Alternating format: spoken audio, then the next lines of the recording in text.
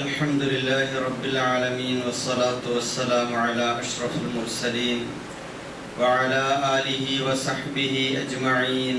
رب اشرح لي صدري ويسر لي أمري واحلل عقدة من لساني يفقهوا قولي. أعوذ بالله من الشيطان الرجيم.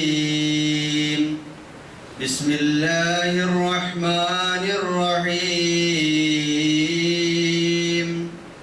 ومن آياته أن خلق لكم من أنفسكم أزواجا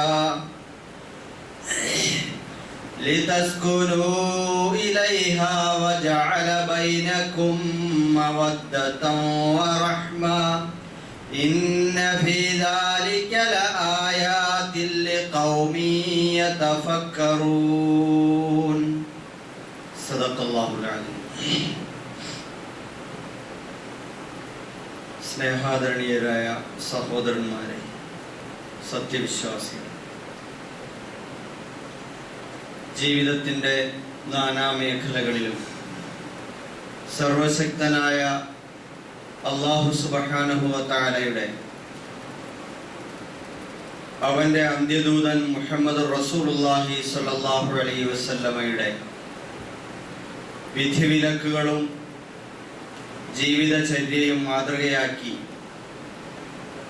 അള്ളാഹുവിൻ്റെ പ്രീതിയും പരലോക വിജയവും നേടിയെടുക്കാനുള്ള നിരന്തരമായ ഗൗരവതരമായ ശ്രമം നടത്തണമെന്ന് എൻ്റെ സഹോദരന്മാരോടെന്ന പോലെ ഞാൻ എന്നെയും ഓർമ്മിപ്പിക്കുകയാണ്. കാര്യങ്ങൾ ശ്രദ്ധയോടെ കേൾക്കുകയും നല്ലത് മാത്രം പിൻപറ്റുകയും ചെയ്യുന്ന, ചിന്തിക്കുന്ന സന്മാർഗദർശികളായ സജ്ജനങ്ങളിൽ അല്ലാഹു നാം ഏവരെയും ഉൾപ്പെടുത്തി അനുഗ്രഹിക്കുമാറാണ്.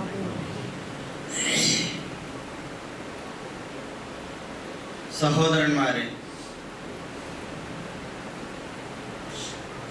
സമൂഹത്തിൻ്റെ അടിസ്ഥാനം എന്ന് പറയുന്നത് കുടുംബം. ഈ കുടുംബജീവിതം അല്ലാഹു തആല മനുഷ്യോൽപത്തി മുതൽ തന്നെ ആദ്യത്തെ മനുഷ്യന് പൂർണ്ണതയുണ്ടാകണം എന്ന അർത്ഥത്തിൽ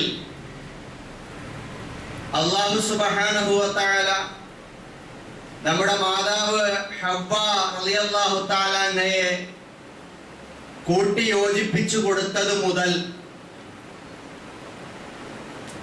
ഈ കുടുംബജീവിതം ആരംഭം കുറിക്കുകയായി.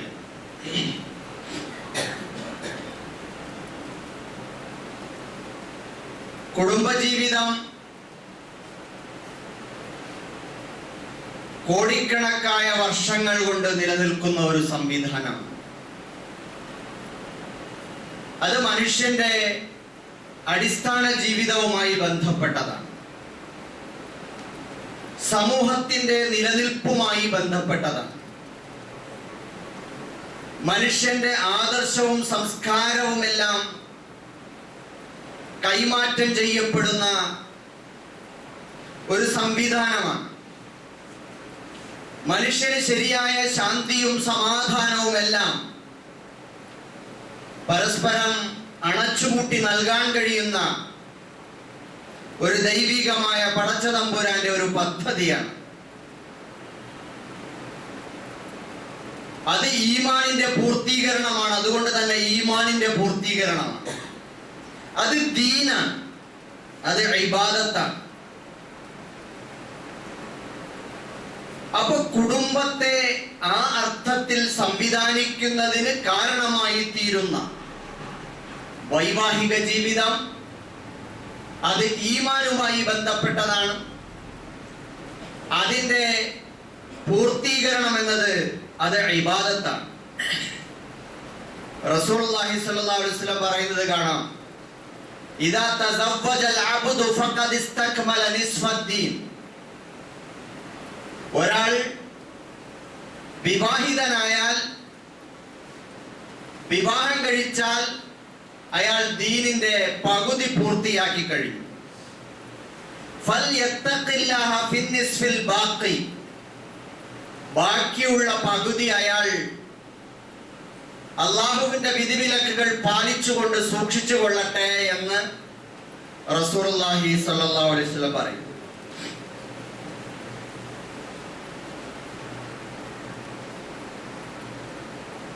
മഹാനായ ഇബ്രാഹിം നബി അലൈഹിസ്സലാമിനെ നമുക്ക് ഓർക്കാം. ഇബ്രാഹിം നബി അലൈഹിസ്സലാത്തു വസ്സലാമിന് 2 ഭാര്യമാർ. ആദ്യമുണ്ടായിരുന്നത് സാറ റളിയല്ലാഹു തആല അൻഹ.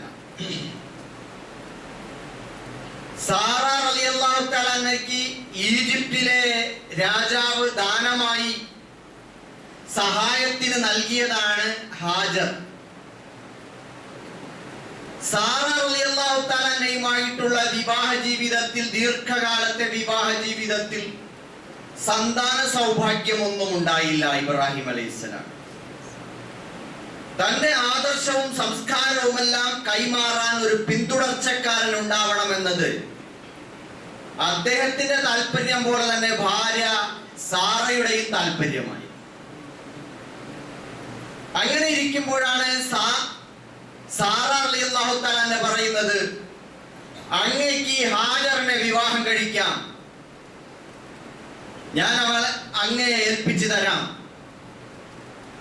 അവരെ വിവാഹം കഴിച്ചുകൊണ്ട് നിങ്ങൾ പുതിയ ഒരു തലമുറയ്ക്ക് ജന്മം കൊടുക്കുന്നതിനെ കുറിച്ച് ആലോചിക്കാം. അങ്ങനെയാണ് ഹാജർ റളിയല്ലാഹു തആലയിൽ ഇസ്മായിൽ എന്ന ഒരു പുത്രൻ ജനിക്കുന്നത്. പിന്നീടാണ് അല്ലാഹു തആല ഈ പുത്രനെയും ഹാജറിനെയും കൊണ്ടുപോയി വിജനമായ മക്ക മണൽക്കാട്ടിൽ ഇന്ന് കഅബ നിലകൊള്ളുന്ന സ്ഥലത്ത് ഉപേക്ഷിക്കാൻ പറയുന്നതും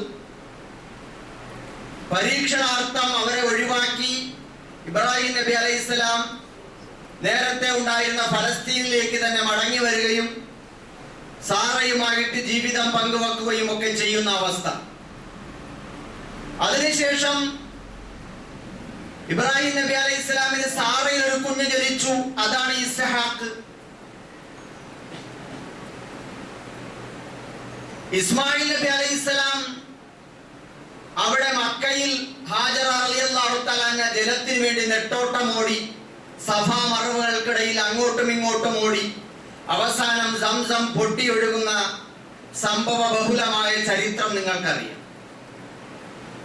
അപ്പൊ അവിടെ വെള്ളമില്ലാത്ത, ജലാശയമില്ലാത്ത, പച്ചപ്പില്ലാത്ത, മനുഷ്യരില്ലാത്ത തികച്ചും മരുഭൂമിയായ ഒരു പ്രദേശത്ത് സംസം എന്ന ഉറവ പൊട്ടിക്കഴിഞ്ഞപ്പോ അങ്ങകലെ എവിടെ നിന്നോ കുറെ യാത്രാ സംഘങ്ങൾ കടന്നു വരികയും അവർ ഹാജർ റളിയല്ലാഹു തആലയോട് അനുവാദം ചോദിച്ചുകൊണ്ട് ആ സംസം ജലാശയത്തിന് സമീപം താമസം ആരംഭിക്കുകയും കുടില് കെട്ടി താമസിക്കുകയും ചെയ്തു. ജുർഹും ഗോത്രമാണത്. അവരിൽ നിന്നുള്ള ഒരു കുഞ്ഞിനെ, ഒരു പെൺകുട്ടിയെ ഇസ്മായിൽ അലൈഹിസ്സലാം വിവാഹം കഴിച്ചു. ആ വിവാഹം ബന്ധം അതിലൂടെ തലമുറകൾ കടന്നു വന്ന് നമുക്കറിയാം. മുഹമ്മദ് ഇബ്നു അബ്ദുള്ള ഇബ്നു അബ്ദുൽ മുത്തലിബ് ഇബ്നു അബ്ദു മനാഫ്, ഇങ്ങനെ തുടങ്ങി അദ്നാൻ വരെ നീണ്ടു നിൽക്കുന്ന 20ഓളം വരുന്ന തലമുറ. അദ്ദേഹത്തിന്റെ പിതാവാണ് ഇസ്മായിൽ നബി അലൈഹിസ്സലാം. ഇസ്മായിൽ നബി അലൈഹിസ്സലാമിൽ നിന്ന് തുടങ്ങി ഇങ്ങോട്ട് 21ാമത്തെ തലമുറയിൽ എത്തുമ്പോ മുഹമ്മദ് നബി സല്ലല്ലാഹു അലൈഹി വസല്ലം ജനിക്കുകയാണ്. ഇവിടെ ഇപ്പുറത്ത് ഫലസ്തീനിൽ സാറ റളിയല്ലാഹു തആലയുടെ മകൻ ഇസ്ഹാഖ് അലൈഹിസ്സലാം, അദ്ദേഹത്തിന്റെ വിവാഹം കഴിച്ച് അതിലൊരു കുഞ്ഞു പിറന്നു, യാക്കൂബ് നബി അലൈഹിസ്സലാം. യാക്കൂബ് നബി അലൈഹിസ്സലാമിന് 12 മക്കൾ. അതിൽ നിങ്ങൾക്കറിയാം യൂസുഫ് നബി അലൈഹിസ്സലാമും ബിന്യാമീനും ഒക്കെ തുടങ്ങിയിട്ടുള്ള വളരെ വിശാലമായ ചരിത്രം. യാക്കൂബ് നബി അലൈഹിസ്സലാമിന്റെ മക്കളുടെ 12 തലമുറകളുടെ കൈവഴികളിലൂടെയാണ് ബനു ഇസ്രായേൽ സമൂഹം ഉണ്ടായിത്തീർന്നത്. യാക്കൂബ് നബി അലൈഹിസ്സലാമിന്റെ മറ്റൊരു പേരാണ് ഇസ്രായേൽ എന്ന് പറയുന്നത്. ഇബ്രാഹിം നബിയുടെ മകൻ ഇസ്ഹാഖ് നബിയുടെ മകൻ യാക്കൂബ് നബിയുടെ മറ്റൊരു പേരാണ് ഇസ്രായേൽ. അപ്പൊ യാക്കൂബ് നബി അലൈഹി ഇസ്ലാമിന്റെ 12 മക്കളും അതിന്റെ തലമുറകളും എല്ലാം ഇസ്രായേലിന്റെ മക്കൾ ബനു ഇസ്രായേൽ എന്നറിയപ്പെട്ടു. അപ്പുറത്ത് മക്കയിൽ ഇസ്മായിൽ നബി അലൈഹി സ്വലാത്തു വസ്സലാമിന്റെ പരമ്പരയിൽ അന്ത്യപ്രവാചകനായ മുഹമ്മദ് നബി സല്ലല്ലാഹു അലൈഹി വസല്ലം ഉദയം ചെയ്തു. ഇസ്ഹാഖ് നബി അലൈഹി ഇസ്ലാമിന്റെ തലമുറയിൽ അനേക പ്രവാചകന്മാർ ഫലസ്തീനിലെ ഇസ്രായേലിലെ വന്നിട്ടുള്ളതായി ചരിത്രത്തിൽ നമുക്ക് കാണാൻ കഴിയും. സഹോദരന്മാരെ, ഞാൻ പറഞ്ഞു വരുന്നത്, ഇബ്രാഹിം നബി അലൈഹി ഇസ്ലാം ആദ്യം ചെയ്തത് ഒരു ആദർശ പുരുഷനായി മാറുക എന്നുള്ളതാണ്. ഒരു ആദർശ പുരുഷനായി മാറുക എന്നതാണ്. അങ്ങനെയാണ് ഇബ്രാഹിം നബി അലൈഹി സ്വലാത്തു വസ്സലാം ജനിച്ചു വന്ന വീട്ടിൽ പ്രകൃതിപരമായ ദൈവചിന്തക്കെതിരായി പ്രപഞ്ചത്തിനൊരു സൃഷ്ടാവുണ്ടാവുക, അവൻ സർവശക്തനായിരിക്കുക, അവൻ പരമാധികാരിയായിരിക്കുക, അവൻ ഏകനായിരിക്കുക എന്നൊക്കെയുള്ള മനുഷ്യന്റെ പ്രകൃതിദത്തമായ ചിന്തയ്ക്ക് വിരുദ്ധമായി കല്ലിലും മണ്ണിലും മരത്തിലും ലോഹങ്ങളിലും ഒക്കെ കൊത്തിയുണ്ടാക്കിയ വിഗ്രഹങ്ങൾ തന്റെ വീട്ടിന്റെ ഉള്ളകത്ത് പിതാവായ പൂജാരിയായ ആസർ കുടുംബക്ഷേത്രത്തിൽ കൊണ്ടുവച്ച് ആരാധിച്ചു കൊണ്ടിരിക്കുമ്പോൾ അതിനെ ചോദ്യം ചെയ്തുകൊണ്ട് വളരുന്ന ഒരു കുട്ടിയെയാണ് നമ്മൾ അവിടെ കാണുന്നത്. കൗമാരക്കാരനായ ആ കുട്ടി വളർന്നു വന്നു. പിന്നീട് അവിടെ ഒരു കുടുംബക്ഷേത്രത്തിൽ വിഗ്രഹഭഞ്ജനമൊക്കെ നടത്തുന്നു. പിന്നീട് അദ്ദേഹത്തിനെ പിടിച്ച് ശിക്ഷിക്കാൻ തീരുമാനിക്കുന്നു. അങ്ങനെ നമ്രൂദ് രാജാവും പുരോഹിതനും സമ്പന്നവർഗവും ഭരണകൂടവും എല്ലാവരും കൂടി ചേർന്നിട്ട് ഇബ്രാഹിം നബി അലൈഹി ഇസ്ലാമിനെ അഗ്നികുണ്ഡമൊരുക്കി അതിലിട്ടിട്ട് നശിപ്പിക്കാൻ, അഗ്നിശിക്ഷ കൊടുക്കാൻ വേണ്ടി തീരുമാനിക്കുന്നു. ഇബ്രാഹിം നബി അലൈഹി ഇസ്ലാം അവിടെ നിന്ന് രക്ഷപ്പെടുത്തിട്ട് വരുന്നു, ലാ ഇലാഹ ഇല്ലല്ലാഹ് ഉയർത്തിപ്പിടിച്ചുകൊണ്ട്. നിങ്ങൾക്കറിയാം, പിന്നീട് ഇങ്ങനെ കടന്നു വന്നു. പിന്നീട് അദ്ദേഹം ഇറാഖിലേക്കും അതേപോലെ ഈജിപ്തിലേക്കും ഫലസ്തീനിലേക്ക് ഇങ്ങനെ വിവിധ ഭൂപ്രദേശങ്ങൾ താണ്ടിയിട്ടാണ് ഒടുവിൽ കഅബയിൽ വരുന്നത്. അങ്ങനെ ഒരു സംഭവ ബഹുലമായ അഗ്നി പരീക്ഷണങ്ങളും പഥങ്ങളും താണ്ടിയിട്ടാണ് ഇബ്രാഹിം അലൈഹിസ്സലാം അവിടെ വരുന്നത്. അപ്പൊ അതിനിടയിലാണ് വിവാഹം എന്ന് പറയുന്ന ഒരു സംഗതി നടക്കുന്നത്. സാറായെ വിവാഹം കഴിക്കുന്നതും ഹാജറിനെ വിവാഹം കഴിക്കുന്നതും അതിൽ ഓരോ മക്കളുണ്ടാകുന്നതും ഒക്കെ അദ്ദേഹത്തിന്റെ പ്രാർത്ഥന കഅബാലയത്തിന്റെ മുമ്പിൽ നിന്ന്, അല്ലാഹുവേ ഉമ്മത്തൻ മുസ്ലിമത്തൻ ലക, നിനക്ക് സമർപ്പിക്കുന്ന, നിന്നെ അനുസരിക്കുന്ന ഒരു തലമുറയെ നീ നൽകണമേ എന്നായിരുന്നു. ആ തേട്ടത്തിന്റെ ഭാഗമായിട്ടാണ് അദ്ദേഹത്തിന്റെ കുടുംബജീവിതം കടന്നു പോകുന്നത്. ഞാൻ പറഞ്ഞു വരുന്നത്, ഒരു മനുഷ്യൻ, നബി സല്ലല്ലാഹു അലൈഹി വസല്ലം ഇവിടെ സൂചിപ്പിച്ചതുപോലെ, ഒരു മനുഷ്യന് വിവാഹം കഴിച്ചാൽ ദീനിന്റെ പകുതി ഒരു മനുഷ്യൻ അയാള് ദീനിന്റെ പകുതി പൂർത്തിയാക്കി വിവാഹം കഴിച്ചാൽ ബാക്കിയുള്ളത് പകുതിയിൽ അള്ളാഹുവിനെ സൂക്ഷിച്ചുകൊള്ളട്ടെ. അപ്പോ ദീനിന്റെ പകുതി എന്ന് പറഞ്ഞാൽ അതെന്താണ്? ദീനിന്റെ പകുതി എന്ന് പറഞ്ഞാൽ 1 വ്യക്തി ജീവിതം, 2 കുടുംബജീവിതം, മൂന്നാമത്തത് സമൂഹവുമായിട്ടും കുടുംബവുമായി ബന്ധപ്പെട്ട് നിൽക്കുന്ന കാൽഭാഗങ്ങൾ വീതമാണ്. അപ്പൊ ആ അർത്ഥത്തിൽ ജീവിതത്തെ 4ആയി തിരിക്കുമ്പോൾ ഒന്നയാളുടെ വ്യക്തി ജീവിതം ആദർശ പുരുഷനായി മാറുക. ആദർശ പുരുഷൻ ഒരു കുടുംബജീവിതം ഉണ്ടാകണം. ആ കുടുംബജീവിതം സമൂഹത്തിലേക്കുള്ള കൈവഴിയാണ്. ആദർശത്തിന്റെയും സംസ്കാരത്തിന്റെയും തലമുറകളുടെ ഉൽപാദനത്തിന്റെയും എല്ലാ തരത്തിലുമുള്ള വളർച്ചയുടെയും പുരോഗതിയുടെയും ഒരു കൈവഴിയാണ്. അപ്പൊ ആ അർത്ഥത്തിൽ വിവാഹിതനാകുന്ന ഒരു ആദർശ പുരുഷനായ മുഅ്മിനായ മനുഷ്യൻ അയാൾ എന്ന നിലയിൽ കാൽഭാഗവും പിന്നെ ഒരു ഇണയെ സ്വീകരിച്ചു എന്നതിന്റെ പേരിൽ അദ്ദേഹത്തിന്റെ അതിന്റെ കാൽഭാഗവും കൂടെ ചേർന്നിട്ട് പകുതി ജീവിതമായി, പിന്നെ കുടുംബവും സമൂഹവുമായി ബന്ധപ്പെട്ടിട്ടുള്ള ഒരുപാട് ബാധ്യതകളാണ്, അതിന്റെ പൂർത്തീകരണം പടച്ചോനും ഒക്കെ ആയിട്ട് ബന്ധപ്പെട്ടു. അപ്പൊ ഈ അർത്ഥത്തിൽ ഇവിടെ ഇബ്രാഹിം നബി അലൈഹി ഇസ്ലാമിന്റെ കുടുംബജീവിതത്തിലേക്ക് നിങ്ങൾ നോക്കൂ. മക്കയിൽ വലിയ ഒരു സംസ്കാരത്തിനും ആദർശത്തിനും പിന്തുടർച്ച കൊടുത്ത മഹാനാണ് ഇബ്രാഹിം നബി അലൈഹി ഇസ്ലാം. ഇസ്രായേലി സമൂഹത്തിന് അനേക പ്രവാചകന്മാരുടെ ആദർശപരമായ പ്രതിനിധാനം പിന്തുടർച്ച കൊടുത്ത പ്രവാചകനാണ് ഇബ്രാഹിം നബി അലൈഹിസ്സലാം. ഇതേപോലെ നമ്മൾ ജീവിക്കുന്ന നമ്മൾ ഏതോ കുടുംബത്തിന്റെയോ കുലത്തിന്റെയോ ഒക്കെ പേരിൽ അറിയപ്പെട്ട് അതൊക്കെ നമ്മുടെ മേൽവിലാസമായി കൊണ്ടു നടന്ന് മുമ്പോട്ട് പോകുന്നതിനപ്പുറം, അതിന്റെ പേരിലുള്ള അഭിമാനബോധം കൊണ്ടു നടക്കുന്നതിനപ്പുറം നമ്മൾ എന്താണ് ഭാവിയിലേക്ക് വേണ്ടി മാറ്റിവെക്കുന്നത്, നീക്കിവെക്കുന്നത് എന്നത് വളരെ പ്രധാനമാണ്. നമ്മൾ സമൂഹത്തിന് വേണ്ടി നമ്മുടെ കുടുംബം കൊടുത്ത സംഭാവന എന്താണ്? അതിൽ ആദർശപരമായ സംസ്കാരത്തിന്റെ വളർച്ചയുടെ ഭാഗമായി അല്ലെങ്കിൽ പുരോഗതിയുടെ ഭാഗമായി നമ്മൾ കൊടുത്തിട്ടുള്ള സംഭാവന, നന്മ, സാമൂഹിക നന്മ ആ അർത്ഥത്തിൽ എത്രത്തോളമാണ് എന്നൊക്കെ നോക്കിക്കൊണ്ടിരിക്കുന്ന ഒരു സമയത്താണ്. അങ്ങനെയൊക്കെ നോക്കാൻ ബാധ്യതപ്പെട്ടവരുടെ ഒരു സമൂഹത്തിന്റെ മുമ്പിലേക്കാണ് ഇതെല്ലാം തകിടം മറിച്ചുകൊണ്ടുള്ള മറ്റൊരു സംഗതി. അപ്പൊ ഈ കുടുംബജീവിതം ഇങ്ങനെ നിലനിൽക്കുന്നത് വഴി, ഇവിടെ ഞാൻ പറഞ്ഞല്ലോ, ആദർശമാണ്, സംസ്കാരമാണ്, ഇതെല്ലാമാണ്.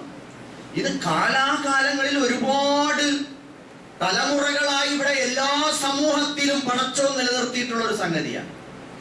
എല്ലാവരും ഇപ്പോ ഏകദൈവ വിശ്വാസികളാവുക, പടച്ചവന് പൂർണ്ണമായി വണങ്ങുക എന്നതൊന്നും നടക്കൂല. പക്ഷേ എങ്കിലും പ്രകൃതിപരമായി എല്ലാ മനുഷ്യരിലും ചില മൂല്യങ്ങൾ കുടുംബത്തിന്റെ പേരിൽ അല്ലാഹു നിലനിർത്തിയിട്ടുണ്ട്. അത് തകരാതിരിക്കണം. എന്താണ് ആ മൂല്യങ്ങൾ? നമ്മളൊക്കെ അറിയുന്ന കാര്യങ്ങളാണല്ലോ. വിവാഹം എന്നതൊരു പവിത്രമായ ബന്ധമാണ്.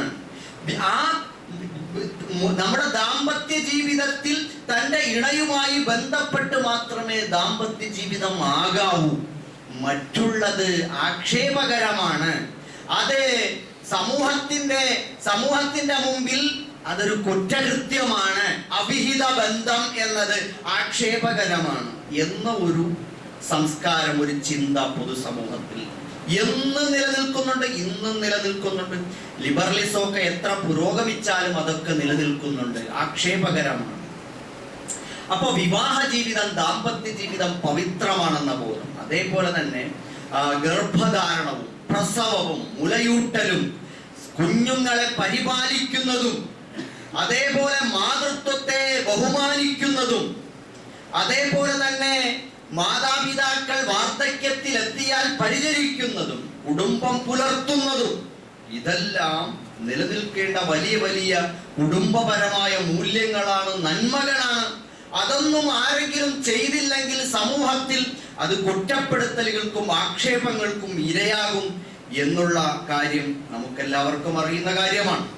അപ്പോ ഇതേപോലെ തന്നെ കുടുംബത്തിന്റെ പരിപാലനം അത് സ്ത്രീകളാണ് നോക്കി നടത്തേണ്ടത്.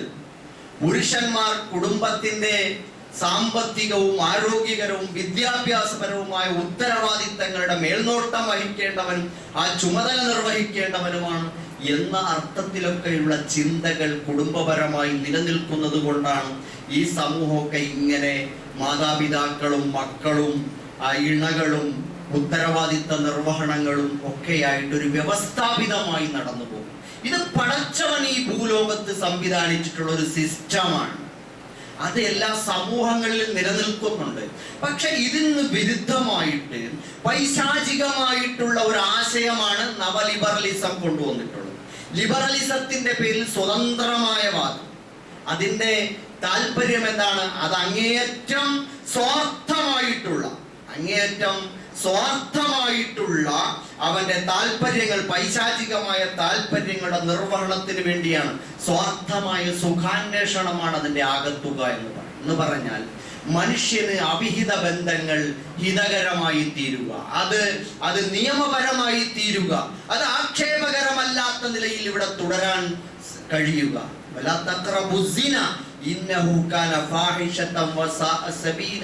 പടച്ചതമ്പുരാൻ പറഞ്ഞു, അല്ലാഹു സുബ്ഹാനഹു വ തആല പറഞ്ഞു, നിങ്ങൾ വ്യഭിചാരത്തോട് അടുക്കരുത്, അത് മോശമായ മാർഗമാണ്, അത് നിന്ദ്യമാണ്, മ്ലേച്ഛമാണ്.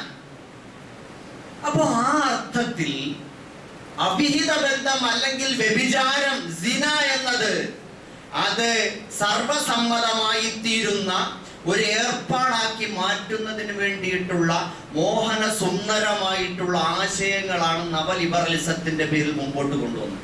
അതിന് പുരോഗതിയുടെയും അതേപോലെ തന്നെ പുരോഗമന ചിന്തയുടെയും അതേപോലെ തന്നെ യുക്തിവാദത്തിന്റെയും ഒക്കെ മേൽവിലാസം അതിനുണ്ടാകും, അതിന്റെ പുറംപൂച്ചുണ്ടാകും. ആത്യന്തികമായി ഇതൊക്കെയാണ് അതിൽ സംഭവിക്കുന്നത്. സ്വതന്ത്രമായ ലൈംഗികതയാണ് അവരാവശ്യപ്പെടുന്നത്. ലവർ ബെസ്റ്റി പഠിക്കുന്ന കാലത്ത് അതിന്റെ ലവറാണ്, അതെന്റെ ബെസ്റ്റിയാണ്. ആൺകുട്ടികളും പെൺകുട്ടികളും തമ്മിലുള്ള സൗഹൃദം അത് നിഷ്കളങ്കമായ ബന്ധമാണ്. അതിന് നിങ്ങൾക്ക് എന്തോ അസുഖമുണ്ട്, അതുകൊണ്ടാണ് നിങ്ങൾ അങ്ങനെ നോക്കിക്കാണുന്നത്. അതെന്റെ ലവറാണ്, ഇതെന്റെ ബെസ്റ്റിയാണ്. അതേപോലെ തന്നെ വിവാഹവും ആർക്കും വേണ്ട, ഡേറ്റിംഗ് ആണ് വേണ്ടത്, ലിവിങ് ടുഗദർ എന്ന് പറയും. അതുപോലെ വീട്ടിനകത്ത് തന്നെ ഇതൊക്കെ ആവാം, ഇൻസെസ്റ്റ് എന്ന് പറയുന്നത്. ഇങ്ങനെ തുടങ്ങിയിട്ടുള്ള കുറെ സംഗതികൾ, ഗേ ലെസ്ബിയൻ എന്നൊക്കെ പറഞ്ഞിട്ടുള്ള സ്വവർഗ ഹോമോസെക്സുകൾ, ഇങ്ങനെ തുടങ്ങി ഒരുപാട് സംഗതികൾ പലപ്പോഴും ഞാൻ പറഞ്ഞിട്ടുണ്ടല്ലോ. അപ്പൊ ഈ തരത്തിലുള്ള കുറേയേറെ ലൈംഗിക സദാചാര വിരുദ്ധമായിട്ടുള്ള സങ്കല്പങ്ങളും സ്വപ്നങ്ങളും ഒക്കെയായി നടക്കുന്ന ആളുകൾ നമ്മുടെ പുതിയ തലമുറയിൽ ചെലുത്തിയിട്ടുള്ള സ്വാധീനം അത് പലതരത്തിൽ മനുഷ്യാവകാശത്തിന്റെയും ജനാധിപത്യ ബോധത്തിന്റെയും പഴുതുകളിലൂടെ ഇതെല്ലാം കയറി വന്നുകൊണ്ട് അത് തത്വമായി, സിദ്ധാന്തമായി, അതൊരു പൗരബോധമായി ഒക്കെ തന്നെ അവതരിപ്പിക്കുന്ന രീതികൾ നമ്മൾ കണ്ടുവരുന്നു. ഞാൻ ഇതൊക്കെ പറഞ്ഞു വന്നതിന്റെ കാര്യം, നമ്മുടെ സമൂഹത്തിൽ വിവാഹത്തോട് വിമുഖത, ആൺകുട്ടികൾക്കും പെൺകുട്ടികൾക്കും യുവതി യുവാക്കൾക്ക് ഇന്ന് വിവാഹം വേണ്ട. പണ്ട് കല്യാണം കഴിക്കാൻ പ്രായമാകുന്നതിന് മുമ്പ് വ്യംഗ്യമായി ഇൻഡയറക്റ്റായ സൂചനകൾ വീട്ടിൽ കൊടുക്കാൻ പാടുപെടുന്ന യുവതി യുവാക്കളെയാണ് കണ്ടിരുന്നതെങ്കിൽ ഇന്നങ്ങനെയല്ല. കല്യാണം കഴിക്കാൻ മക്കളുടെ മുമ്പിൽ തപസ്സിരിക്കേണ്ട മാതാപിതാക്കളെയാണ് ഇന്ന് കണ്ടുകൊണ്ടിരിക്കുന്നത്. കല്യാണം ആർക്കും താല്പര്യമില്ല. കാരണം വിദ്യാഭ്യാസ ജീവിതം എന്ന് പറയുന്നത് അത് വിദ്യയും സംസ്കാരവും നേടുന്നതിനപ്പുറം അതൊരു തരത്തിലുള്ള പരസ്ത്രീ ബന്ധവും പരപുരുഷ ബന്ധവുമായിട്ട് അതൊരു വർണ്ണപ്പകിട്ടായ ലൈംഗിക ബന്ധമായി മാറിക്കൊണ്ടിരിക്കുന്ന ഒരവസ്ഥയാണ് പൊതുസമൂഹത്തിലുള്ളത്. അതിന് വളരെ മനോഹരമായി പേരിട്ടിട്ടുണ്ടോ, ജെൻഡർ സ്പെക്ട്രം.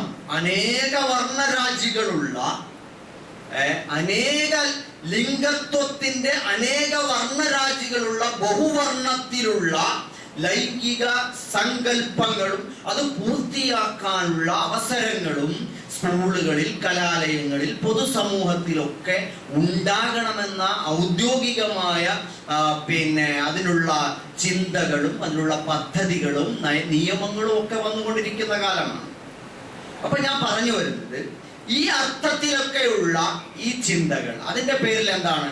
അപ്പൊ എന്തു വേണം? ഒരു വ്യക്തി എന്ന നിലയിൽ അയാൾക്ക് എന്തെല്ലാമാണോ ഇതിലേക്ക് ചെന്നെത്തുന്നതിന് വേണ്ടത്, ആ അർത്ഥത്തിലുള്ള കുറെ ന്യായങ്ങളും വാദങ്ങളും ഒക്കെ അയാളെ കൊണ്ട് നിരത്തിക്കുക, അത് ഒരു ഇസമാക്കി തന്നെ കൊടുക്കുക എന്നുള്ളതാണ്. ഫെമിനിസം, ലിബറലിസം ഒക്കെ അതിന്റെ ഭാഗമാണ്. ഇതെല്ലാം സമൂഹത്തിൽ വമ്പിച്ച പ്രശ്നങ്ങളാണ് ഉണ്ടാക്കിക്കൊണ്ടിരിക്കുന്നത്. ഒന്ന്, പെൺകുട്ടികൾ അല്ലെങ്കിൽ ആൺകുട്ടികൾ, പെൺകുട്ടികളിലാണ് ഏറ്റവും കൂടുതൽ കണ്ടുകൊണ്ടിരിക്കുന്നത്. അവർ പറയുന്നുണ്ട് എനിക്കിപ്പോ വിവാഹം വേണ്ട എന്ന് പറയാനുള്ള കാരണമുണ്ട്. അതിലൊരു പ്രധാനപ്പെട്ട കാരണം നോക്കുമ്പോൾ ജീവിതം എന്നത് പരമാവധി അടിച്ചു പൊളിച്ച് ജീവിക്കാനുള്ളതാണ്. അത് ആഡംബരത്തോടെ സുഖലോലുപമായി ആസ്വദിക്കാനുള്ളതാണ് ജീവിതം. അതിന് നല്ല ചെലവേറിയ ഒരു കാര്യമാണ് ജീവിതം. അപ്പൊ ചെലവേറിയ ആ ജീവിതം അത് ആസ്വാദ്യകരമായി നിർവഹിക്കണമെങ്കിൽ അതിന് പറ്റുന്ന നിലയിൽ സ്വന്തം ഉദ്യോഗം, തൊഴിലൊക്കെ വേണം, നല്ല പണം കയ്യിൽ വേണം. അതുകൊണ്ട് ഏതെങ്കിലും ഒരുത്തന്റെ കയ്യിൽ എന്നെ പിടിച്ചു കൊടുത്താൽ അവന്റെ കൂടെ പോയിട്ട് അവൻ നുള്ളിപ്പെറുക്കി തരുന്ന സാധനങ്ങൾ കൊണ്ട് ജീവിക്കാൻ ബുദ്ധിമുട്ടാണ്. അതുകൊണ്ട് അടിച്ചു പൊളിച്ച് ജീവിക്കണമെങ്കിൽ, സ്വന്തം കാലിൽ നിൽക്കണമെങ്കിൽ, സ്വന്തം ഇഷ്ടങ്ങളും താല്പര്യങ്ങളും വാങ്ങണമെങ്കിൽ, നേടിയെടുക്കണമെങ്കിൽ എൻ്റെ കയ്യിൽ പണം വേണം. അതിനെന്ത് വേണം? എനിക്ക് ജോലി വേണം. ജോലി കിട്ടിയിട്ടേ ഞാൻ കല്യാണം കഴിക്കാൻ സമ്മതിക്കും. അല്ലെങ്കിൽ എനിക്ക് നല്ല ഒരു നല്ല ഭദ്രതയുള്ള ഒരു തൊഴിൽ വേണം, വരുമാന മാർഗം വേണം. ഇതാണ് നമ്മുടെ പെൺകുട്ടികളും ആൺകുട്ടികളും ഒക്കെ പറഞ്ഞു. ആൺകുട്ടികൾക്ക് പറയാൻ സ്വാഭാവികമായിട്ടും അവർ പറയാൻ ബാധ്യസ്ഥരാണ്. പക്ഷെ പെൺകുട്ടികൾ ഈ ഒരു കൺസെപ്റ്റിലേക്ക് പോകുന്നു. അത് വ്യാപകമാണ്. എനിക്ക് ജോലി കിട്ടിയാലേ പറ്റൂ, ജോലി ഇല്ലെങ്കിൽ എൻ്റെ ജീവിതം പ്രശ്നമാണ് എന്ന് പറയുന്ന ഒരവസ്ഥ. അപ്പോ ഇതിലുള്ള ഒരു ധാരണ പിശക് എന്തെന്ന് വെച്ചാൽ ദീനിയായ ഒരു ജീവിത സങ്കല്പം അവർക്കില്ല എന്ന് പറഞ്ഞു. ആ വിശ്വാസത്തിലുള്ള ഒരു പ്രശ്നം. ഇപ്പോ കാറൂനെ കുറിച്ച് ഖുർആൻ പറയും. കാറൂനെ കുറിച്ച് പറയും. എന്താണ് കാറൂൻ? ഫിറഔന്റെ സഹപ്രവർത്തകനാണ്. ഹാമാൻ, കാറൂൻ. ഫിറഔൻ എന്ന് പറയുന്നത് ഏകാധിപതിയായ ഭരണാധിപൻ. അയാളുടെ എല്ലാ തരത്തിലുള്ള സമ്പന്നനായ ഭീമൻ, സാമ്പത്തിക ഭീമനാണ് കാറൂൻ എന്ന് പറയുന്നത്.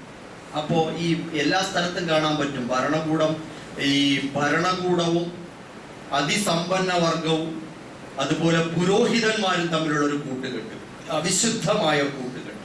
അതാണ് ആത്മീയതയിൽ മയക്കിക്കിടത്തുക, സമ്പത്ത് കൊള്ളയടിക്കുക, അല്ലെങ്കിൽ അതിനെ കോർപ്പറേറ്റ് സ്വഭാവത്തിൽ അതിനെ കുത്തകവൽക്കരിക്കുക. അതേപോലെ തന്നെ അവരെ അടക്കി ഭരിച്ച് അടിമകളാക്കുക, ഏകാധിപതിയായി പാടുക. അപ്പൊ ഈ സ്വഭാവങ്ങൾ കാണാം. ഇതിന്റെ ഭാഗമായിട്ട് ഓരോ കാറൂന്മാരെ കാണാൻ പറ്റും. സമൂഹത്തിൽ ഈ കാറൂന്മാരാണ് അവരുടെ ലൈഫ് സ്റ്റൈലുകൾ നിർണ്ണയിക്കുന്നത്. അവർ പറയും, അന്ന് പറഞ്ഞതായിട്ട് ഖുർആൻ പറയുന്നുണ്ട്, ഖാലല്ലദീന യുരീദൂനൽ ഹയാത്തദ് ദുനിയ, ദുനിയാവിനെ ആഗ്രഹിച്ചിട്ടുള്ള, ദുനിയാവിന്റെ ആർഭാടങ്ങളെയും ആഡംബരങ്ങളെയും ഒക്കെ ആഗ്രഹിച്ചിട്ടുള്ള ആളുകൾ പറഞ്ഞു, യാ ലൈതലന മിസ്ലമ ഊതിയ ഖാറൂൻ ഇന്നഹു ലസൂ ഹദ്ദിൻ അദീം, ഞങ്ങൾക്കും ഈ കാറൂൻ ഉള്ളതുപോലെ വമ്പിച്ച ജീവിത സൗകര്യങ്ങളും ഈ ആർഭാടമൊക്കെ ഞങ്ങൾക്കും കിട്ടിയിരുന്നെങ്കിൽ എത്ര നന്നായിരുന്നു.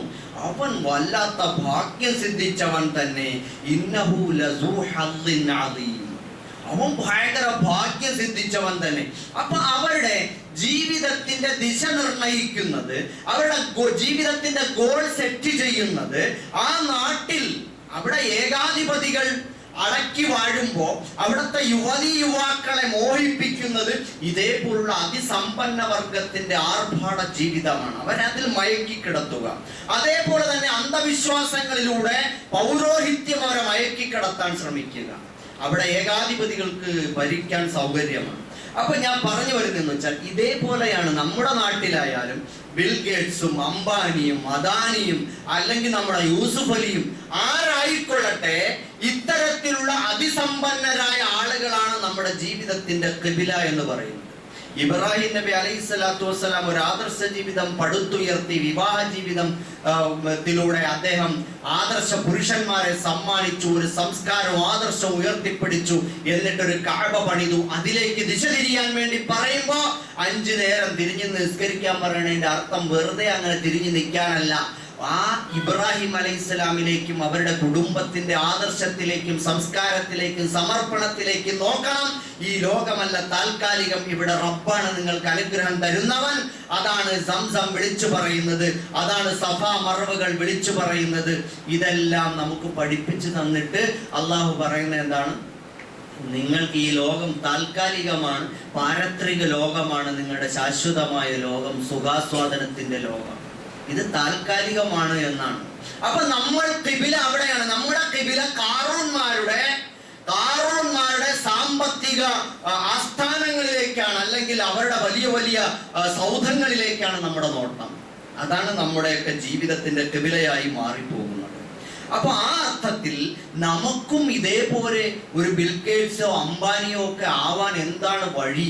അതാണ് ഇന്ന് മാനേജ്മെന്റ് ക്ലാസ്സുകളിൽ വിദ്യാർത്ഥികൾക്ക് ഗോൾ സെറ്റ് ചെയ്ത് കൊടുക്കാൻ വേണ്ടി പല ട്രെയിനേഴ്സും ശ്രമിച്ചുകൊണ്ടിരിക്കുന്നത്. നിങ്ങൾക്ക് ആരാവണം ജീവിതത്തിൽ? അവിടെ സെറ്റ് ചെയ്ത് കൊടുക്കുന്നത് അതാണ്. എനിക്ക് ഒരു സാമ്പത്തിക ഭീമനായി മാറണം, അതിസമ്പന്നനായി മാറണം, എനിക്ക് ഇന്നതുപോലുള്ള ബംഗ്ലാവുകൾ ഉണ്ടാകണം, കൊട്ടാരങ്ങൾ ഉണ്ടാകണം, വലിയ വാഹനം ഉണ്ടാകണം, ജീവിതത്തിൽ ഒരുപാട് തോട്ടങ്ങളും കൃഷിഭൂമികളും പൂന്തോട്ടങ്ങളും ഗാർഡനൊക്കെ ഉണ്ടാവണം, അങ്ങനെ എനിക്ക് സുഖിച്ചർമാദിച്ച് ജീവിക്കണം. ഇങ്ങനെയുള്ള ഒരു സങ്കല്പമാണ് പൊതുവിൽ വളർന്നു വന്നിട്ടുള്ളത്. അതിന്റെ ഘടകവിരുദ്ധമാണ്. ഈ ലോക ജീവിതത്തിന് മനുഷ്യൻ എത്ര ആവശ്യമാണോ അതാണ് അവൻ ഈ ലോകത്തേക്ക് സ്വപ്നം കാണേണ്ടത്. സമൂഹത്തിൽ ബിസിനസ്സുകാരും വലിയ സമ്പന്നരും ഒക്കെ ഉണ്ടാവണം, അള്ളാഹു അവർക്കൊക്കെ വളർച്ച നൽകട്ടെ. പക്ഷേ നമ്മൾ മനസ്സിലാക്കേണ്ടത് അതിനൊരു ദൗത്യം നമുക്ക് സാമൂഹികമായിട്ട് കൂടിയുണ്ട്. അത് നിർവഹിക്കണമെങ്കിൽ അങ്ങനെയുള്ള സമ്പന്നരുണ്ടാകണം. പക്ഷെ നമ്മുടെ ജീവിതത്തിന്റെ ലക്ഷ്യം എന്ന് പറയുന്നത് ഈ ലോകത്തെ താൽക്കാലികമായ ജീവിതത്തിന് ആവശ്യമായത് എനിക്കും എൻ്റെ കുടുംബത്തിനും വേണ്ടു, ഇത് താൽക്കാലികമായ ജീവിതമാണ് എന്ന ഒരു ചിന്ത നമുക്കെല്ലാവർക്കും ഉണ്ടായിത്തീരണം. ഖാറൂൻമാര് അവരുടെ ഒരു സ്വഭാവമല്ല നമുക്ക് വേണ്ടത്. അല്ലാഹു സുബ്ഹാനഹു വ തആല നമുക്ക് പറഞ്ഞു തരുന്നത് എന്താണ്? നമുക്ക് പറഞ്ഞു തരുന്നത് അല്ലാഹു സുബ്ഹാനഹു വ തആല പറയുന്നത് പിന്നെ ഈ ലോകത്ത് ഹും വഅസ്വാജുഹും ഫീ ദിലാലിൻ അലൽ അറായികി മുത്തഖിഊൻ. ഈ ലോകത്തെ താൽക്കാലികമായ ജീവിതത്തിൽ നമുക്കെല്ലാം പൂവണിയാൻ പറ്റൂല. പരലോകം എന്ന് പറഞ്ഞാൽ എന്താ? പരലോകം എന്ന് പറഞ്ഞാൽ നമ്മൾ വിചാരിച്ചു വെച്ചേക്കുന്നത് മരണാനന്തരം എന്താ ഇവിടെ നിന്ന് കിട്ടാനേക്കാൾ കുറച്ചുകൂടെ കിലോ സാധനങ്ങൾ കിട്ടും, കുറച്ചുകൂടെ നല്ല സുഖമുള്ളത് കിട്ടും എന്നൊക്കെയാണ്. അല്ലെങ്കിൽ അതങ്ങനത്തെ ഒരു ഇതാണോ? അല്ല. പടച്ചവനെ നമ്മൾ ഇഷ്ടപ്പെട്ട, അവനെ സ്നേഹിച്ച് അവന്റെ അടുക്കലേക്ക് ചെല്ലുമ്പോ അവരുടെ റബ്ബിന്റെ അടുക്കൽ അവന്റെ സ്നേഹവിരുന്ന് എന്ന നിലയിൽ അവൻ സ്വർഗം കൊടുക്കും. ആ സ്വർഗം ഏതാണ്? മനുഷ്യൻ ഈ ഭൂലോകത്ത് സ്വപ്നം കാണുന്നതിന്റെ മാക്സിമം, അതിന്റെ ഏറ്റവും മൂർധന്യ ഭാവമാണ്.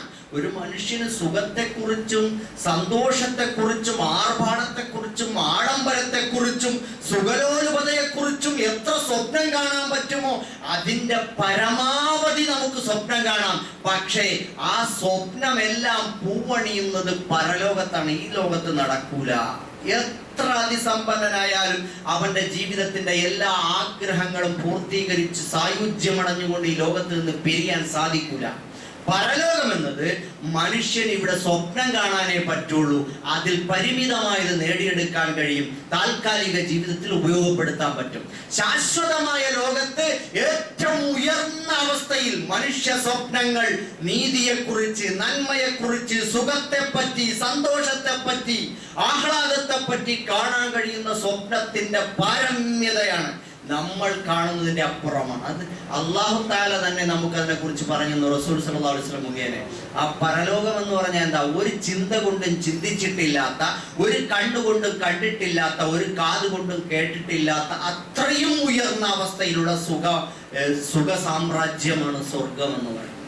അപ്പൊ അതാണ് നമ്മുടെ സുഖത്തെക്കുറിച്ച്, സന്തോഷത്തെക്കുറിച്ച്, നമ്മുടെ അർമാദിക്കലിനെ കുറിച്ചൊക്കെ ഉള്ള ചിന്തിക്കുമ്പോൾ ഈ താൽക്കാലികമായ ജീവിതത്തിൽ പരമാവധി സ്വപ്നം കണ്ടുകൊണ്ട് വിവാഹ ജീവിതത്തെക്കുറിച്ച് അല്ലെങ്കിൽ ദാമ്പത്യ ജീവിതത്തെക്കുറിച്ച് സ്വപ്നം കാണാതെ താൽക്കാലികമായ ജീവിതത്തിലേക്ക് വേണ്ടിയുള്ള ഒരു പദ്ധതിയാണ്. അത് നമുക്കിവിടെ കൃഷിയാണ്. ആ കൃഷിയിലൂടെ വലിയ ഉൽപാദനങ്ങൾ ഈ ലോകത്തും നാളെ പരലോകത്തും വിളവെടുക്കാൻ കഴിയണം എന്ന ചിന്തയാണ് നമുക്കതിലുണ്ടായിത്തീരേണ്ടത് സഹോദരങ്ങളെ. അപ്പൊ ആ അർത്ഥത്തിൽ നമുക്ക് പരലോകത്തെക്കുറിച്ച് ഉയർന്ന അളവിൽ ഉള്ള സ്വപ്നങ്ങളുമായി മുമ്പോട്ട് പോവുകയും ഈ ലോകത്ത് നമുക്ക് താൽക്കാലികമായിട്ട് മാത്രമേ അത് നേടാൻ കഴിയൂ എന്ന് ചിന്തിക്കുകയും ചെയ്യണം. പടച്ചോൻ പറഞ്ഞല്ലോ, മുമ്പാസുവാജും അവരും അവരുടെ ഇണകളും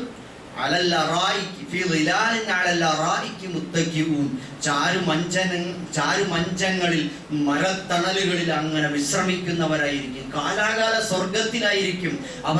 അവർ ആഗ്രഹിക്കുന്നത് എന്തും അവർക്ക് അല്ലാഹു തആല അവിടെ നൽകുന്നു എന്നെല്ലാം ഖുർആൻ പല ഭാഗങ്ങളിലായി പറഞ്ഞിട്ടുണ്ട്. അപ്പോൾ ഇണകളുമായിട്ട് അങ്ങനെ സുഖിച്ച് ജീവിക്കുക എന്നുള്ളത് മനുഷ്യ ജീവിതത്തിന്റെ ഏറ്റവും വലിയ ഒരാഗ്രഹവും അല്ലെങ്കിൽ അവന് നൈമിഷികമായ ഏറ്റവും മൂർധന്യമായ സുഖാവസ്ഥയും നൽകുന്നത് അവന് ദാമ്പത്യ ജീവിതത്തിലെ സുഖഭോഗമാണെങ്കിൽ അതിൻ്റെ എല്ലാം അപ്പുറത്ത് ശാശ്വതമായി നീണ്ടു നിൽക്കുന്ന ഒരു ലോകമാണ് പരലോകം എന്ന് പറയുന്നത്. അപ്പൊ അതുകൊണ്ട് തന്നെ ഈ ലോകത്ത് വലിയ വലിയ സ്വപ്നങ്ങളുമായിട്ട് നടക്കുന്നു. അപ്പോൾ അത് താൽക്കാലികമായ ജീവിതമാണ് ഇത് എന്ന് തിരിച്ചറിഞ്ഞുകൊണ്ടുള്ള ഒരു ജീവിതമാണ് വേണ്ടത്. അപ്പോഴും ഈ ലോകത്ത് നമുക്ക് മനുഷ്യരെന്ത് ചെയ്യുന്നു? ഇവിടെ ഒരുപാട് സിനിമകളും അതേപോലെ തന്നെ റീലുകളും അതുപോലെ സീരിയലുകളും പലതരത്തിലുള്ള ടെലിഫിലിമുകളും ഒക്കെ കണ്ടിട്ട് സോഷ്യൽ മീഡിയയിൽ ആളുകൾ യാഥാർത്ഥ്യ ബോധത്തിൽ നിന്ന് അകന്നു പോയിക്കൊണ്ടിരിക്കുകയാണ്. നമ്മുടെ യുവതീയുവാക്കളൊക്കെ വിവാഹം എന്ന് പറഞ്ഞാൽ ഏതോ തരത്തിലുള്ള ഒരു ഭയങ്കര സ്വപ്ന സാമ്രാജ്യത്തിലെ രാജകുമാരനായി രാജതമ്പുരാട്ടിയായി വാണരുളാനുള്ള എന്തോ ഒരു ഭയങ്കര സംഭവമാണ് എന്ന് വിചാരിച്ചു വെച്ചുകൊണ്ട് റിയലിറ്റിക് ആയിട്ടുള്ള ശരിക്കും യാഥാർത്ഥ്യ ബോധത്തോടുള്ള ഒരു ജീവിതത്തിലേക്ക് അവർ കടക്കാൻ കഴിയുന്നില്ല. അതുകൊണ്ട് തന്നെ കുടുംബജീവിതം പരാജയപ്പെട്ടു പോവുകയാണ്. ഇവിടെ യാഥാർത്ഥ്യ ബോധത്തോടു കൂടിയുള്ള ഒരു ജീവിതമാണ്. സുഖവും ദുഃഖവും സമ്മിശ്രമാണ്. സംഭ്രാന്തി ഭിത്തിയിൽ കലണ്ടറിൽ തൂങ്ങിടും കറുപ്പും വെളുപ്പുമാണ് ജീവിതം എന്നൊക്കെ കവി പറഞ്ഞതുപോലെ ഈ ലോകത്ത് സുഖവും ദുഃഖവും ഉണ്ടാകും. രാത്രിയുടെ ഇരുട്ടും പകലിന്റെ വെളിച്ചവും ഉണ്ടാകുന്നത് പോലെ ജീവിതത്തിൽ അങ്ങനെയാണ്. രണ്ടും സമ്മിശ്രമായി മാറിയും തിരിഞ്ഞും വരും. അപ്പോ അതുകൊണ്ട് തന്നെ ഇവിടെ നമ്മുടെ യുവതീയുവാക്കൾ ഒരു വലിയ സ്വപ്നം കണ്ടുകൊണ്ടിരിക്കുകയാണ്. അവർ പരലോകത്തിൽ വിശ്വസിക്കുന്നവരായി തീരണം. അവിടുത്തെ സുഖമാണ് ആത്യന്തികമായി നേടിയെടുക്കേണ്ടത് എന്ന് ചിന്തിക്കണം. എന്നാൽ ഈ ലോകത്ത് വിവാഹ ജീവിതത്തെ കുറിച്ച് ചിന്തിക്കുമ്പോൾ ഇത് താൽക്കാലികമാണ്.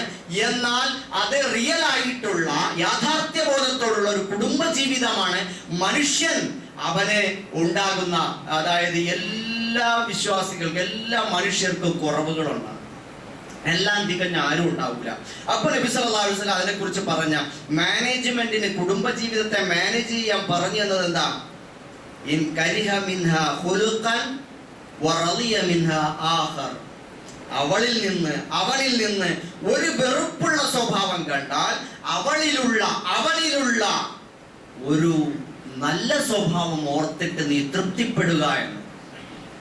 ഇങ്ങനെയാണെങ്കിലും അവൾ അങ്ങനെയാണ്, ഇവൻ ഇങ്ങനെയാണെങ്കിലും അവൻ അങ്ങനെയാണ് എന്ന് ചിന്തിക്കുന്ന അവസ്ഥയിൽ കുടുംബജീവിതത്തെ മാനേജ് ചെയ്യണം എന്നാണ് റസൂലുള്ളാഹി സ്വല്ലല്ലാഹു അലൈഹി വസല്ലം പഠിപ്പിച്ചു തന്നിട്ടുള്ളത്. അപ്പൊ ആ അർത്ഥത്തില് നമുക്ക് കുടുംബജീവിതത്തെ യാഥാർത്ഥ്യബോധത്തോടുകൂടി നോക്കിക്കാണാനും മുമ്പോട്ട് പോവാനും കഴിയേണ്ടതുണ്ട്. ഇതേപോലെ തന്നെ ഉത്തരവാദിത്തങ്ങളും ബാധ്യതകളും ഏറ്റെടുക്കാൻ പുതിയ തലമുറയ്ക്ക് കഴിയുന്നില്ല.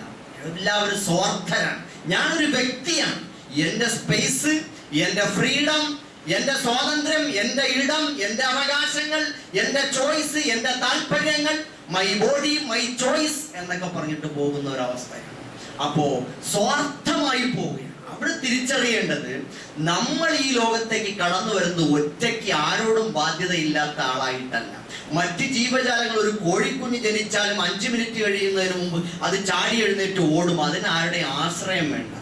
അതിനെപ്പോഴെങ്കിലും തള്ളക്കോഴി ഒന്ന് കൊക്കി തീറ്റ ഇട്ട് കൊടുത്താൽ കൊത്തിയെടുക്കുക എന്നുള്ള ആ ഒരു പഠിപ്പിക്കലല്ലാതെ വേറൊന്നും ആ കുഞ്ഞിന് കിട്ടുന്നില്ല തൻ്റെ മാതാവിൽ നിന്ന്. പക്ഷെ നമ്മളെ സംബന്ധിച്ചിടത്തോളം നിലത്ത് കിടന്ന് വെറും നഗ്നരായി കിടന്നിട്ട് നിലവിളിക്കുകയും കിടക്കുന്നിടത്ത് മലമൂത്ര വിസർജനം ചെയ്യുകയും ചെയ്യുന്ന, അവിടെ ഇട്ടിട്ട് പോയാൽ ചത്തുപോകുന്ന ഒരു ജീവിയായിരുന്നു നമ്മൾ. പക്ഷെ നമ്മുടെ മാതാപിതാക്കൾ അവരുടെ ബാധ്യതയുടെ പേരിൽ നമ്മളെ സംരക്ഷിക്കുകയും പരിചരിക്കുകയും മുലയൂട്ടുകയും വളർത്തുകയും ഉറക്കം നഷ്ടപ്പെടുത്തുകയും ആരോഗ്യ സംരക്ഷണത്തിന് ഹോസ്പിറ്റലുകളിൽ കയറിയിറങ്ങുകയും നമ്മളെ പറക്കമുറ്റിക്കുകയും വിദ്യാഭ്യാസം തരികയും ഭക്ഷണവും വസ്ത്രവും നൽകുകയും ഒക്കെ ചെയ്തത് തങ്ങളുടെ ബാധ്യതയുടെ പേരിലാണ്. ആ ബാധ്യത അവർ ഏറ്റെടുത്തത് കൊണ്ടാണ് നമ്മൾ ഇവിടെ എത്തിയിട്ടുള്ളത്. നമ്മൾ വാദിക്കുന്നു എനിക്കാരോടും ഒരു ബാധ്യതയുമില്ല എന്ന്. ആ മാതാപിതാക്കൾ വാർദ്ധക്യത്തിലേക്ക് പോകുമ്പോൾ ആ മാതാപിതാക്കളെ കൊണ്ടുപോയിട്ട് ഓൾഡ് ഹോമിലോ അല്ലെങ്കിൽ വൃദ്ധസദനത്തിലോ മറ്റോ കൊണ്ടുവന്നാക്കാം, അതൊരു ഭാരമാണ് എന്ന ചിന്തയിലേക്ക് പോകുന്ന അവസ്ഥയുണ്ടായിത്തീരുന്നുണ്ടെങ്കിൽ യുവാക്കൾ ആലോചിക്കേണ്ടത് നമ്മൾ മറ്റുള്ളവർ ഒരുപാട് പേരോട് ബാധ്യതപ്പെട്ടവരാണ്. പുതിയ തലമുറ ഇവിടെ നിലനിൽക്കണമെങ്കിൽ കുടുംബപരമായി ഞാൻ ആ ഉത്തരവാദിത്തം, വിവാഹം എന്ന ഉത്തരവാദിത്തം ഏറ്റെടുത്ത് ഞാന് അതിന് ഗർഭവതിയാകാൻ അല്ലെങ്കിൽ ഒരു കുടുംബം പോറ്റാൻ ഞാൻ ഉത്തരവാദിത്തം ഗൃഹനാഥയായി മുമ്പോട്ട് നിൽക്കണം. എന്നിട്ട് അവിടെ ഒരാളെ പരിചരിക്കണം. മക്കൾ ജനിച്ചാൽ അവർക്ക് വിദ്യാഭ്യാസം കൊടുക്കണം, അവരെ വളർത്തണം, ഉയർത്തണം. അതേപോലെ തന്നെ മാതാപിതാക്കൾ പ്രായം ചെന്നാൽ അവരുടേതാണെങ്കിലും അവന്റേതാണെങ്കിലും മാതാപിതാക്കൾ പ്രായം ചെന്നാൽ അവർക്ക് ശരിക്കും ആ മാതാപിതാക്കളെ പരിചരിക്കാൻ തങ്ങളുടെ വീട്ടിൽ എല്ലാവിധ സുരക്ഷിതമായ ഭദ്രമായ സന്തോഷകരമായ പരിചരണത്തിന്റെ അവസ്ഥകളും ഉണ്ടായിത്തീരണം. ആ ഉത്തരവാദിത്തം ഞാൻ ഏറ്റെടുക്കണം, എന്റെ ഭാര്യ ഏറ്റെടുക്കണം. അപ്പോഴാണ് നമ്മൾ പണ്ട് ഒരു തലമുറയെ വളർത്തിക്കൊണ്ടുവരാൻ കഷ്ടപ്പെട്ടവർക്ക് തിരിച്ച് അവർക്കതിനുള്ള ആശ്വാസം തിരിച്ചു കൊടുക്കാൻ നമുക്ക് കഴിയുന്നത്. ആ അർത്ഥത്തിൽ നമുക്ക് ഈ ലോകത്ത് ഗർഭധാരണവും പ്രസവവും മുലയൂട്ടലും പരിചരണവും സന്താന ശിക്ഷണവും അതേപോലെ വാർദ്ധക്യത്തിൽ എത്തിയവർക്കുള്ള പരിചരണവും സുരക്ഷിതത്വവും എല്ലാം ഉണ്ടായിത്തീരുന്ന ഒരു വ്യവസ്ഥ ഇവിടെ ഉണ്ടാകണം. വിദ്യാഭ്യാസവും സംസ്കാരവും കൈമാറ്റം ചെയ്യപ്പെടണം. തലമുറകളിലൂടെ അത് കൈമാറിപ്പോകണം. എല്ലാം പ്രബോധനത്തിലൂടെ അല്ല ഉണ്ടായിത്തീരുന്നത്. കുടുംബത്തിൽ നിന്നും ആശയങ്ങളും ആദർശങ്ങളും സംസ്കാരങ്ങളും സ്വഭാവങ്ങളും അതേപോലെ തന്നെ സാമൂഹ്യ പ്രതിബദ്ധതയും കുടുംബങ്ങളിൽ നിന്ന് കുടുംബങ്ങളിലേക്ക്, മാതാപിതാക്കളിൽ നിന്ന് മക്കളിലേക്ക്, ആ മക്കളിൽ നിന്ന് പുതിയ മക്കളിലേക്ക് ഇങ്ങനെ കൈമാറി കടന്നു പോകുന്ന ഒരവസ്ഥ ഉണ്ടായിത്തീരണം. അതിനെ തകിടം മറിക്കുന്ന സ്വഭാവമാണ് ഇപ്പോഴത്തെ പുതിയ തലമുറയിൽ കണ്ടുവരുന്നത്. അതിന്റെ കാരണം നിയോ ലിബറലിസത്തിന്റെ അല്ലെങ്കിൽ നവ സ്വതന്ത്രവാദത്തിന്റെ, ലൈംഗിക സ്വാതന്ത്ര്യ അരാജകവാദത്തിന്റെ ഒരു പ്രതിഫലനമാണ് പുതിയ തലമുറയിൽ കണ്ടുവരുന്നത്.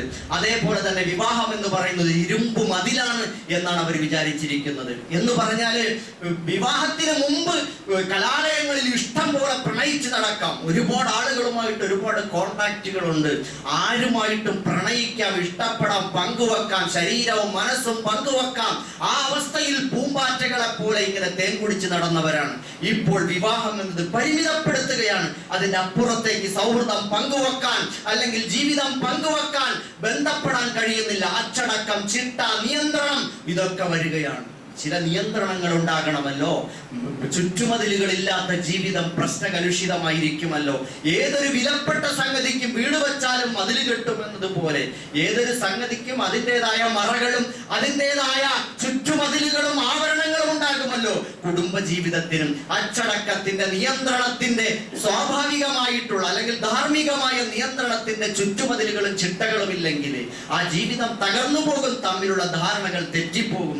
ദമ്പതികൾ തമ്മിൽ അങ്ങേയറ്റം അവർ തമ്മിൽ സംഘർഷത്തിലാകും. പുതിയ തലമുറയും അവര് ബ്രോക്കൺ ഫാമിലിയായി മാറിപ്പോകും. അതുകൊണ്ട് സഹോദരന്മാരെ, നമ്മൾ ഈ വിഷയത്തിൽ നമ്മുടെ പുതിയ തലമുറയെ ഉത്ബുദ്ധരാക്കാൻ നമ്മൾ ബാധ്യസ്ഥരാണ്. വിവാഹം നേരത്തെ കഴിച്ചില്ലെങ്കിൽ ഒരുപാട് പ്രശ്നങ്ങൾ ഉണ്ടായിത്തീരും. ഒരുപാട് പ്രശ്നങ്ങൾ മാനസികമായി, ശാരീരികമായി ഒക്കെ തന്നെ ഒരുപാട് പ്രശ്നങ്ങൾ അയാൾക്ക് ഉണ്ടായിത്തീരുമെന്ന് പറയുന്ന ധാരാളം പഠനങ്ങൾ വന്നിട്ടുണ്ട്. അതുകൊണ്ട് ഇസ്ലാമിലേക്ക് മടങ്ങണം. അല്ലാഹു സുബ്ഹാനഹു വ തആല പറഞ്ഞു ومن آياته أن خلق لكم من أنفسكم أزواجا لتسكنوا إليها وجعل بينكم مودة ورحمة إن في ذلك لآيات لقوم يتفكرون. അല്ലാഹുവിന്റെ ദൃഷ്ടാന്തങ്ങളിൽ പെട്ടതാണ് അൻ ഖലഖ ലക്കും മിൻ അൻഫുസിക്കും അസ്വാജ, നിങ്ങൾക്കിടയിൽ നിന്ന് തന്നെ വിവാഹത്തിലൂടെ നിങ്ങൾക്ക് ഇണകളെ സംവിധാനിച്ചു തരിക എന്ന് പറയുന്ന ഒരു സംവിധാനം. എന്നിട്ട് അല്ലാഹ് എന്ത് ചെയ്യുന്നു? വജഅല ബൈനക്കും മവദ്ദതൻ വറഹ്മ, എന്നിട്ട് അല്ലാഹു സുബ്ഹാനഹു വ തആല നിങ്ങൾക്കിടയിൽ സ്നേഹവും പ്രണയവും കാരുണ്യവും അല്ലാഹു നിക്ഷേപിച്ചു തരികയാണ്. അതിലൂടെയാണ് നിങ്ങൾ ഉത്തരവാദിത്തങ്ങൾ നിറവേറ്റുന്നത്. നിങ്ങൾ നിങ്ങളുടെ ഇണയെ വിശ്വസിക്കുകയും അവളെ സ്നേഹിക്കുകയും അവനെ സ്നേഹിക്കുകയും അവളോട് പ്രണയം കാണിക്കുകയും അവൾ നിങ്ങളോട് പ്രണയം കാണിക്കുകയും ചെയ്യുന്നതിലൂടെ ആത്മാർത്ഥമായ ആ സ്നേഹ പ്രണയ കരുണാമയമായ ബന്ധത്തിലൂടെ ഒരു തലമുറയ്ക്ക് നിങ്ങൾ അറിയാതെ ജന്മം നൽകി, നിങ്ങൾ അറിയാതെ ഉത്തരവാദിത്തങ്ങൾ നിർവഹിച്ച് നിങ്ങൾ പോലും പ്രയാസം അനുഭവിക്കാത്ത നിലയിൽ വലിയ ഒരു സാമ്പത്തിക ബാധ്യത നിർവഹിച്ച് ഒരു തലമുറയുടെ സൃഷ്ടിച്ച് നിങ്ങൾ സന്തോഷത്തോടെ കലിമ ചൊല്ലി ഈ ലോകത്ത് നിന്ന് വിട പറഞ്ഞു പോകുന്ന നല്ല മുഅ്മിനീങ്ങളായിരിക്കും. അതുകൊണ്ട് നിങ്ങൾ അല്ലാഹു തആലയുടെ ദൃഷ്ടാന്തമാണിത്. നിങ്ങൾക്ക് സമാധാനം ഉണ്ടാകാനാണ്. അതിൽ തസ്കുനു ഇലൈഹ, നിങ്ങൾക്ക് സമാധാനം ഉണ്ടാകാൻ, ശാന്തി ഉണ്ടാകാൻ, കാരുണ്യം നിലനിൽക്കാൻ, അതുപോലെ തന്നെ നല്ല സംസ്കാരം കൈമാറാൻ, ഭദ്രതയുണ്ടാകാനൊക്കെ കുടുംബജീവിതം ആവശ്യമാണ്. പുതിയ കാലത്തെ യുവതി യുവാക്കൾ പ്രത്യേകിച്ച് ശ്രദ്ധിക്കണം. നിങ്ങളുടെ ഈ പുതിയ കാലത്തെ നവ ലിബറൽ ചിന്താഗതികൾ, ഫെമിനിസ്റ്റ് വാദങ്ങൾ, അതല്ലെങ്കിൽ സ്വതന്ത്ര ലൈംഗിക വാദങ്ങൾ, ജെൻഡർ ന്യൂട്രാലിറ്റി, പൊളിറ്റിക്സ്, ഇതെല്ലാം പൈശാചികമാണ്. ശൈത്താന്റെ സന്തതികളാണ്. അതിനെ തിരിച്ചറിഞ്ഞ് പ്രതിരോധിക്കാൻ ഇസ്ലാമിന്റെ പക്ഷത്ത് നിന്ന്, ഈമാന്റെ പക്ഷത്ത് നിന്നും ഭദ്രമായ വ്യവസ്ഥാപിതമായ ഈമാനിൽ അധിഷ്ഠിതമായ കുടുംബ ജീവിതത്തെ കെട്ടിപ്പടുത്തുകൊണ്ട് മാത്രമേ നിങ്ങൾക്ക് സന്തോഷകരമായ സമാധാനപൂർണമായ ഒരു കുടുംബ ജീവിതം സാധ്യമാവുകയുള്ളൂ. കുടുംബ ജീവിതം മാത്രമല്ല, നിങ്ങളുടെ വ്യക്തി ജീവിതത്തിന് പോലും അർത്ഥമുണ്ടാവാൻ ആദർശപരമായ കുടുംബ ജീവിതം അനിവാര്യമാണ്. അല്ലാഹു സുബ്ഹാനഹു വ തആല നമ്മെ എല്ലാവരെയും അനുഗ്രഹിക്കുമാറാകട്ടെ. കുടുംബങ്ങളിൽ സമാധാനവും സന്തോഷവും നൽകുമാറാകട്ടെ. നമ്മുടെ യുവതി യുവാക്കളെ അല്ലാഹു അവന്റെ ആദർശത്തിലായി കരുത്തോടെ ജീവിച്ച് മാതൃകായോഗ്യമായ കുടുംബ ജീവിതങ്ങൾ സമ്മാനിച്ച് ഖിയാമത്ത് നാൾ വരെയുള്ള തലമുറകൾ മുഅ്മിനീങ്ങളുടെ, മുത്തഖീങ്ങളുടെ, മുഖ്ലിസീങ്ങളുടെ, സ്വാലിഹീങ്ങളുടെ തലമുറകളാക്കി അല്ലാഹു കബൂലാക്കുമാറാകട്ടെ. മാതൃകായോഗ്യമായ കുടുംബ ജീവിതം നമുക്കെല്ലാം അല്ലാഹു നൽകുമാറാകട്ടെ. കുടുംബങ്ങളിൽ അല്ലാഹു സമാധാനവും സന്തോഷവും ശാന്തിയും പ്രദാനം ചെയ്യുമാറാകട്ടെ. മരിച്ചുപോയവർക്ക് അല്ലാഹു പുറത്തു കൊടുക്കുമാറാകട്ടെ.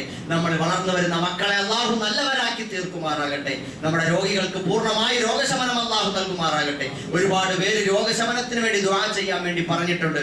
അതേപോലെ എൻ്റെ സഹോദരിയുടെ ഭർത്താവും അത്യാസന്ന നിലയിൽ ഹോസ്പിറ്റലിലാണുള്ളത്. അതേപോലെ മറ്റൊരു സഹോദരി ഓപ്പറേഷൻ കഴിഞ്ഞു ഹോസ്പിറ്റലിലാണുള്ളത്. കയറി വരുമ്പോൾ മറ്റൊരു സഹോദരൻ, അദ്ദേഹത്തിന്റെ ഭാര്യ വളരെ ഗുരുതരമായ അസുഖത്തിന്റെ അവസ്ഥയിലാണെന്ന് പറഞ്ഞു. പലരും ഈ കൂട്ടത്തിൽ രോഗികളാണ്. അല്ലാഹുവേ നീ സുഖമാക്കണേ റബ്ബേ. എല്ലാവർക്കും നീ ശിഫ നൽകണേ റഹ്മാനെ. നീ ഷാഫിയാണ്, കാഫിയാണ്, എല്ലാവിധ സിഫാത്തുകളുടെയും അസ്മാകളുടെയും ഉടമയാണ്. അല്ലാഹുവേ നീ സുഖമാക്കണേ അല്ലാ. ആരോഗ്യം കൊടുക്കണേ അല്ലാ. പടച്ചവനെ പൂർണ്ണ ആഫിയത്ത് കൊടുക്കണേ അല്ലാ. ദീർഘായുസ്സും ഹിദായത്തും ഇസ്തിഖാമത്തും നൽകണേ അല്ലാഹുവേ. ഞങ്ങൾക്ക് വേണ്ടി, ഞങ്ങളുടെ പള്ളിക്ക് വേണ്ടി സംഭാവന ചെയ്യുന്ന എല്ലാവർക്കും അല്ലാഹുവേ ഉയർന്ന പ്രതിഫലം നൽകണേ അല്ലാ. ദുനിയാവിലും ആഖിറത്തിലും നീ സന്തോഷം നൽകണേ റഹ്മാനെ. റബ്ബനാ തഖബ്ബൽ മിന്നാ ഇന്നക അന്ത സമീഉൽ അലീം വതുബ് അലൈനാ ഇന്നക അന്ത തവ്വാബുർ റഹീം.